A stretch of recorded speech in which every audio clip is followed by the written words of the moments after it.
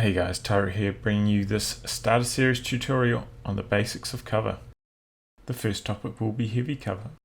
You can usually find heavy cover behind stone walls, civilian vehicles and farm equipment, destroyed tanks and other vehicles, big craters left behind by demolition charges, and other sturdy looking wheeled objects. So let's take a look at the numbers for heavy cover, but first a quick explanation of what is received accuracy and received damage. Received accuracy is a modifier that changes your troops' chances to be hit by small arms fire. This covers everything from pistols all the way up to heavy machine guns. So in this case of heavy cover, a received accuracy of 0.5 means you are half as likely to be hit. Received damage is when you do get hit, what proportion of the damage you will take. So in the case of heavy cover, received damage of 0.5 means every time you do get hit, you will only take half damage. So when we combine these two factors, half as likely to be hit and take half damage when you do get hit, squads are effectively 4 times more durable when behind heavy cover. But that's not the only thing cover changes, it also alters the amount of suppression you receive from sources such as heavy machine guns. So as you can see here, when you're behind heavy cover, you only take 10%, making it very hard but not impossible for a machine gun to pin you when behind heavy cover.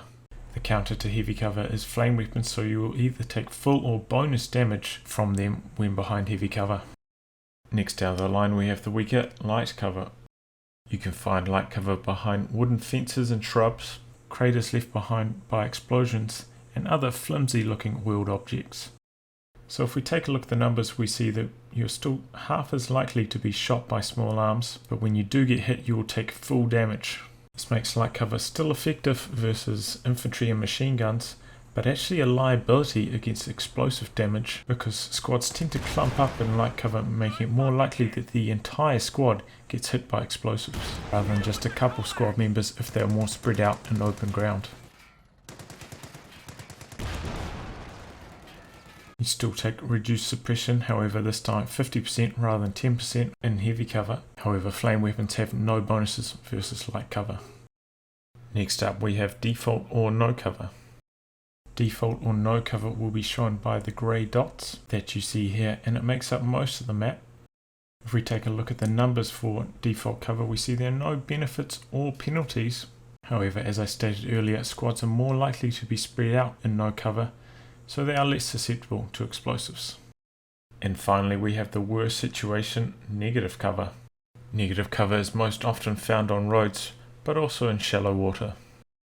So if we take a look at the numbers for negative cover, you can see that you're actually 25% more likely to get hit, and when you do get hit you'll take 25% extra damage. You also take 25% extra suppression, which means you'll get pinned by a machine gun extremely quickly. However, flame weapons have no bonuses.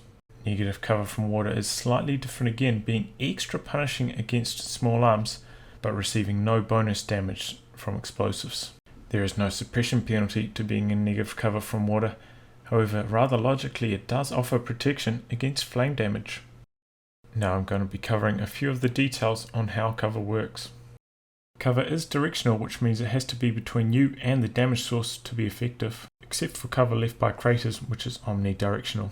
As a quick demonstration of this, a squad in front of cover compared to the mortar dies in one shot.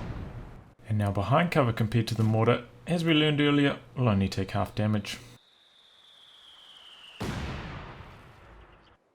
In the case where you're behind cover compared to a squad throwing a grenade, but the grenade lands so that there is no cover between you and it, you will still take reduced damage. Infantry squads, but not team weapons, can jump over or vault certain types of cover, such as stone walls, low fences and sandbags. You can tell if cover can be vaulted by selecting a squad, then hovering your mouse over it. You should see the animated arrow. Use this mechanic to reduce your squad's travel times. However, be careful, vaulting can cause your squad to clump up, making them very vulnerable to explosives. Inside 10 range, cover no longer offers protection against small arms fire. Approximately 10 range demonstrated here from the squad shooting in the window to the man on the other side of the wall. I'll be going over garrisonable cover such as buildings and trenches in a separate video. So thanks for watching, and remember to subscribe, share it with your friends, or even donate if you want to help me make more content like this in the future.